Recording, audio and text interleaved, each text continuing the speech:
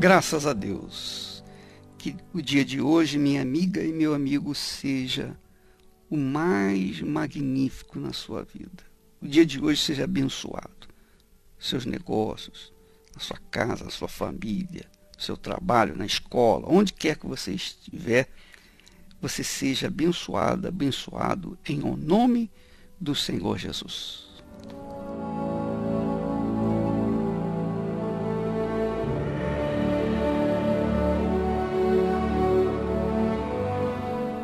Pois é, minha amiga, meu amigo ouvinte, nós temos batido na tecla da fé inteligente. A fé inteligente não é uma fé sensível, não é uma fé que sente.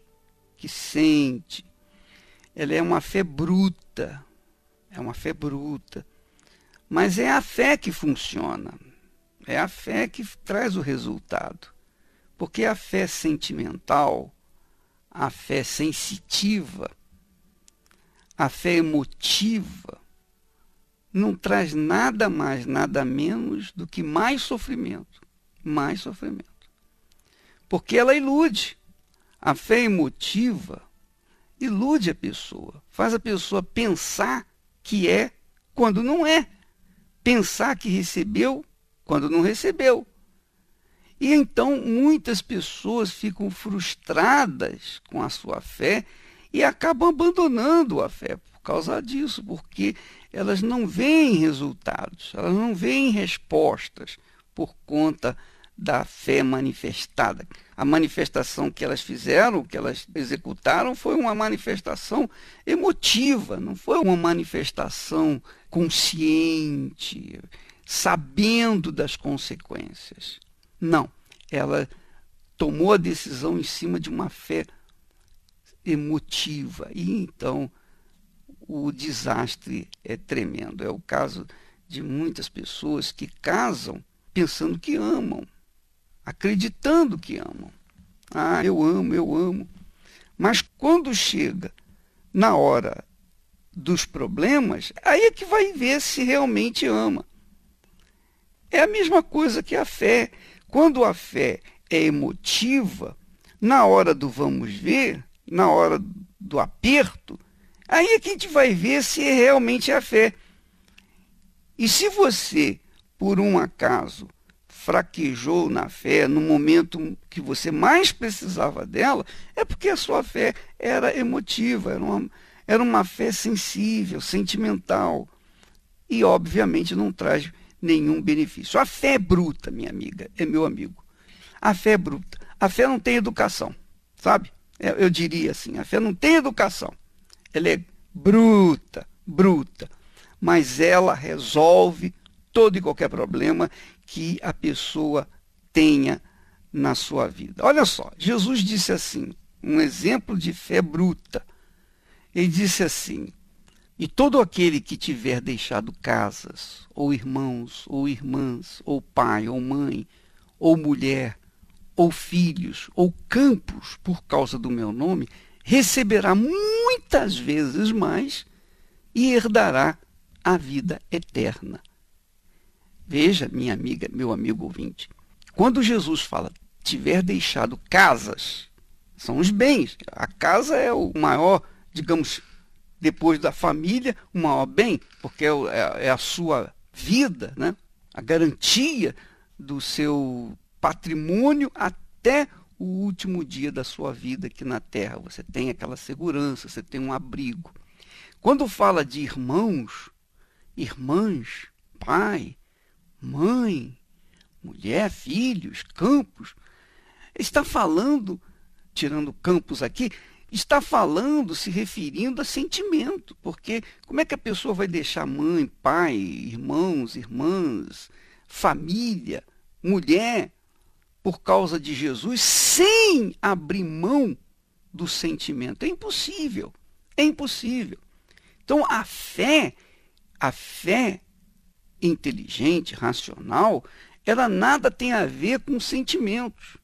Não tem a ver nada com pai, mãe, filhos, irmãos, sobrinhos. Não tem nada disso. Não tem nada disso. Quando Abraão ficou muito rico também, e o sobrinho dele, os dois ficaram muito ricos, Eles chegaram ao ponto dos seus empregados, dos seus servos, ficarem brigando. Então Abraão chamou o seu sobrinho e falou: olha, não é bom a gente ficar junto, porque os nossos bens, os nossos animais são muitos. A terra não está dando para sustentar os nossos animais. Então, você faz o seguinte, você vai para um lado e eu vou para o outro. Você escolhe o norte, eu vou para o sul. Você vai e escolhe, ou se você escolher o sul, eu vou para o norte. Então, Abraão colocou à disposição do sobrinho dele. Ele poderia ter escolhido para onde ir, mas ele deixou com o seu sobrinho. Aonde você for, eu vou no sentido contrário. Quer dizer, Abraão abriu mão do sentimento familiar que trazia com o seu sobrinho. Ele era o guarda do seu sobrinho, ele era o protetor do seu sobrinho. Ora, essa é a fé que Deus nos dá, a fé bruta, a fé que agride os nossos sentimentos, agride o nosso coração. E é por isso que poucas são as pessoas que recebem benefícios da fé, porque elas sabem, entendem que a fé não tem nada de familiar, não tem nada de sentimento, tem sim na obediência à palavra de Deus. É dura, é dolorosa, é penosa, porque para você obedecer à palavra de Deus, você tem que desobedecer o seu coração, você tem que desobedecer os seus sentimentos, não é verdade? Eu sei disso. É o rapaz que gosta de uma moça, mas a moça não é a pessoa certa, ideal para ele, porque ela não tem nada a ver com a sua fé. E vice-versa, ela gosta de um rapaz que não tem nada a ver com a sua fé. E então, por causa da sua fé, ela não vai em frente com aquele namoro, não vai em frente com aquele casamento, porque ela sabe que lá na frente vai dar problema. Não vem com essa conversa, não, mas depois eu converto ele, eu levo ele para a igreja. Nada disso vai resolver. Então, a pessoa sabe que se casar na base desse sentimento, sem a fé, ausente de fé, inteligente, então é óbvio que vai dar errado. O casamento vai ser um fracasso. Então, minha amiga e meu amigo ouvinte, você que está me ouvindo nesse momento, avalie, pese essas minhas palavras, pese esse pensamento, porque quando você usa a fé inteligente, você tem segurança na palavra de Deus.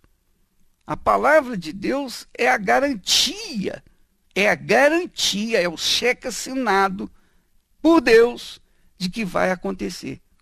Essa é a fé inteligente.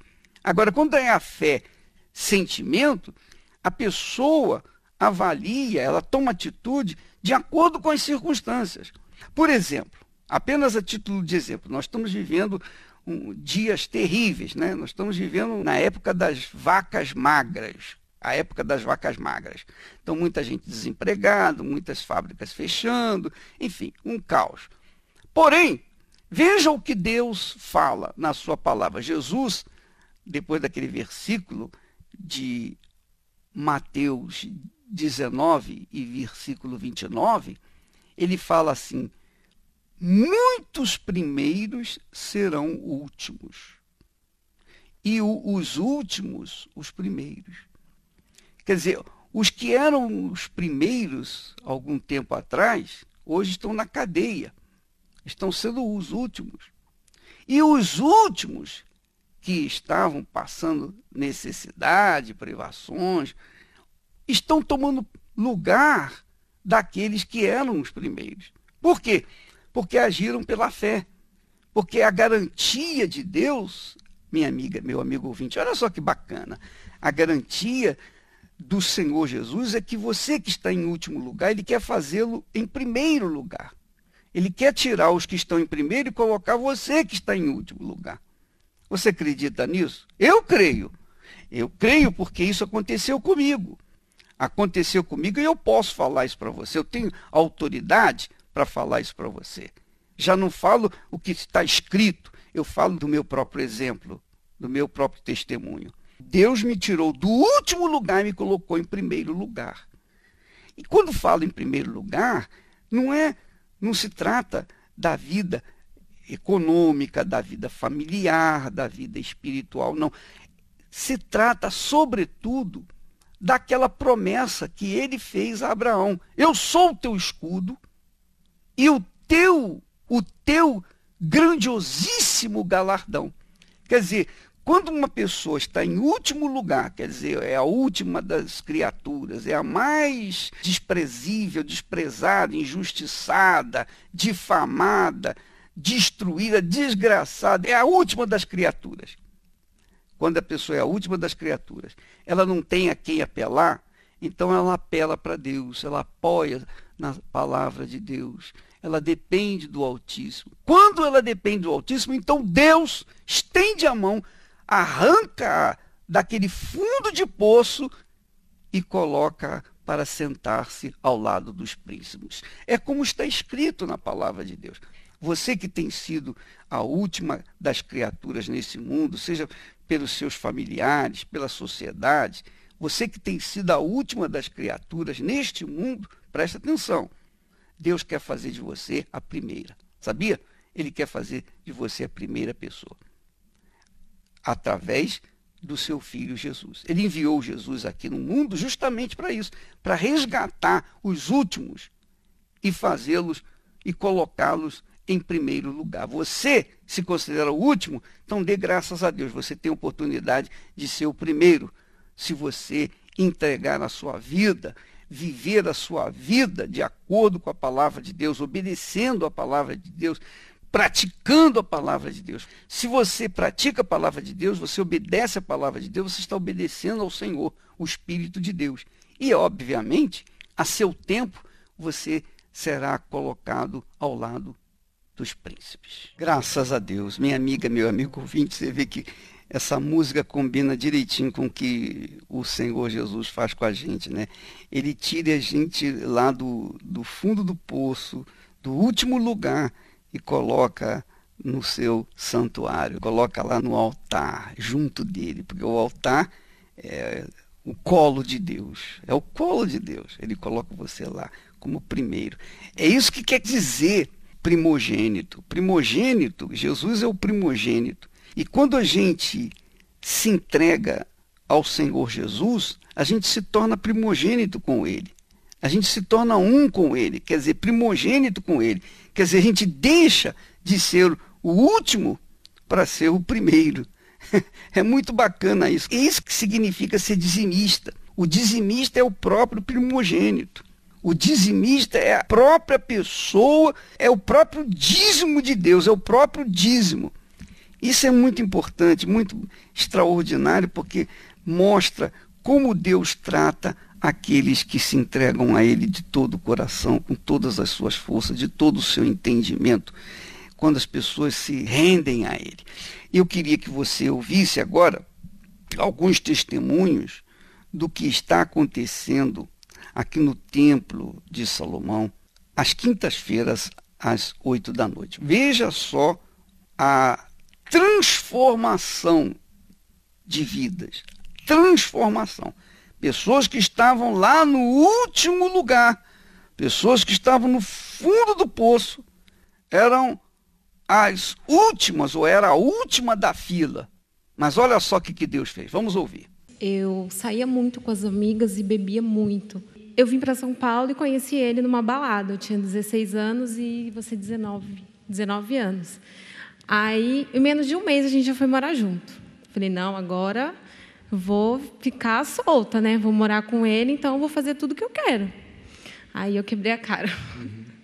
Porque a gente brigava muito, ele era muito ciumento, eu também tinha os meus motivos, né?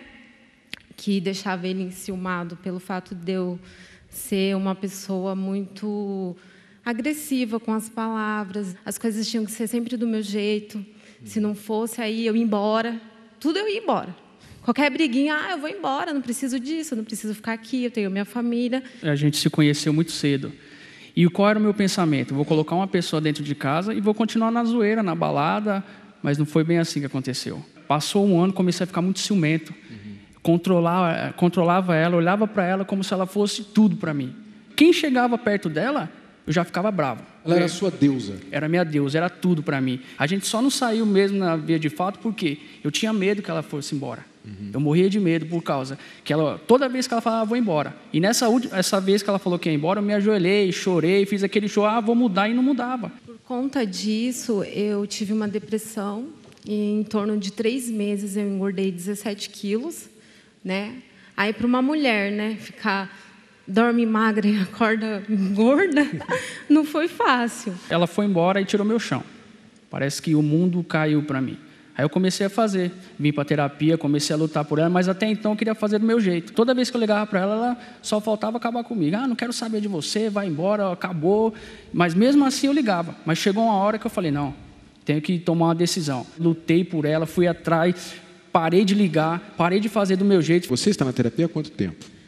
5 anos. 5 anos. Demorou quanto tempo para ela voltar? 3 meses. Quer dizer, você vinha, ouvia o conselho e saía fazendo do seu jeito. Isso. Eu imagino que quanto mais ele fazia isso, mais você pegava desgosto. Eu desligava o celular para não atender a ligação dele, porque ele era muito chato. Nossa, me sufocava, não podia olhar para o lado, que ele queria saber para quem eu estava olhando. Não, pior, além de chato, não se enxergava. Então, já está de volta mais de 4 anos? 5 anos que a gente voltou. E quando a gente estava para voltar, né, que ele me ligava uma vez na semana agora, não era todo dia, toda hora. E eu vi que ele estava diferente, a conversa estava diferente. Então, eu queria saber o que tinha acontecido, né? Aí a gente se encontrou, conversou e tal, ele me explicou, tô indo nas palestras e tal. E aí a gente voltou e eu comecei a vir. E você verificou, minha amiga, meu amigo, que esses probleminhas, essas picuinhas que acontecem no início de um relacionamento, acabam, às vezes, se tornando em tragédias. Às vezes a pessoa até mata uma ou outra por causa dos ciúmes, por causa, enfim, você sabe. O Bispo Márcio também tem um casal que também teve a vida transformada através da terapia do amor aqui no Brás. Vamos ouvir. Seu nome? Manuel. Ivana. Conta pra gente a história de vocês e o que mudou, Ivana. Quando eu cheguei no tratamento, eu vim de uma vida de muito sofrimento. Assim, quando eu nasci, a minha mãe me deu, porque ela preferiu ficar num trabalho que não aceitava crianças, então ela resolveu me dar. E conforme isso aconteceu, eu fui crescendo e isso tinha dentro de mim uma mágoa, porque a minha mãe não me quis. Então eu tentava preencher esse vazio com alguma coisa. E comecei a namorar e eu tentava preencher esse vazio com homens, com namorados, mas nada supria. Nada supria essa necessidade que eu tinha, essa falta de algo dentro de mim, essa rejeição que eu sentia.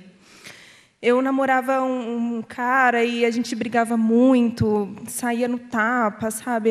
Desrespeito verbal, físico, era muita briga. E eu desenvolvi uma depressão, síndrome do pânico, eu parei de estudar porque eu não conseguia sair de casa. Eu tentei me matar, tomando remédio, tarja preta. Fui passar em psicólogo, passei em psiquiatra. Minha mãe queria me internar porque ela ficava com medo de eu tentar fazer alguma coisa contra mim.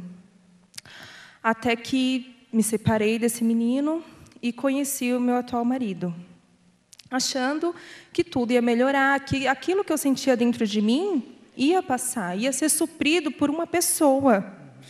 Mas não foi o que aconteceu.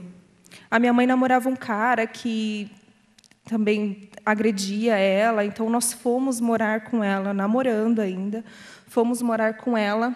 Até nessa época ele foi armado para lá, porque caso ele tentasse alguma coisa, ele ia para cima do cara. E conforme foi passando o tempo, brigas, discussões, esse cara ele se matou. Ele se separou da minha mãe, viajou e se matou. E com isso ela resolveu vender a casa. Ela tinha umas dívidas, resolveu vender a casa. E eu falei para ela, eu vou morar com ele. Ela, não, você não vai. Eu falei, não, eu vou morar com ele. E fui, na esperança de que tudo ia melhorar. Só que só piorou, porque eu juntei os problemas dele com os meus problemas. Não foi um problema com uma solução. Quais eram os problemas dele? Ele era viciado em jogo, jogava muito, perdia muito no jogo, que também a mãe dele era viciada, isso passou para ele.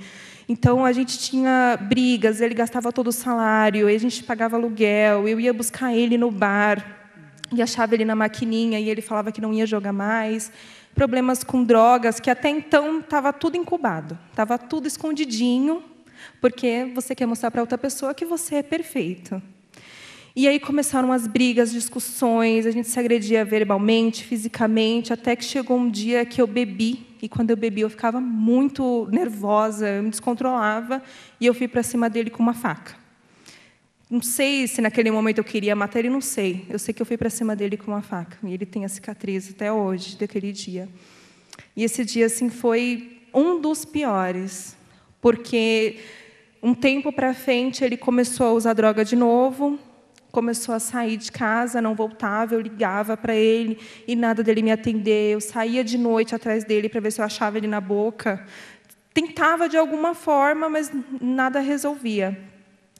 E ele fugia de casa durante a noite. Então, com isso, eu comecei a trancar ele dentro de casa, colocar a chave dentro da fronha, moedas, relógios dele, eu colocava tudo dentro da fronha para dormir, porque assim ele não saía e não vendia nada que tinha dentro de casa.